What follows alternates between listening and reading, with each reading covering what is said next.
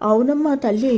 ఓ దోపిడీ డాక్టరమ్మా, నేనే 2 లక్షలు ఇచ్చి ఒక కన్ను పైకి ఒక కన్ను కిందకి లాగేవే ఆ పిచ్చి పుల్లమ్మ నేనే మాట్లాడుతున్నాను.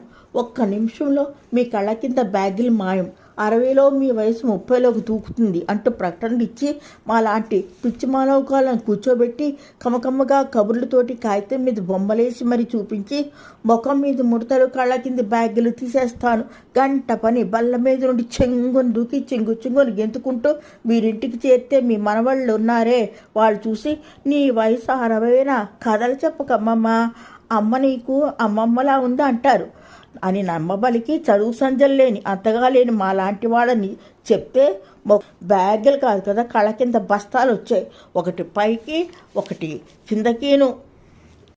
ఉసరి డాక్టరమ్మ, నీకు గుడ్ న్యూస్ చెప్పమంటావా? నాకు దగ్గర ఇంకో 2 క్యాండిడేట్లు ఉన్నారు. వాళ్ళ కళ్ళ కింద బ్యాగులు కాదు బస్తాలున్నాయి. గిన్నెల్లా అన్నం వండుకునేందుకు అంతగా లొట్టలు పడ్డ బొగ్గులున్నాయి.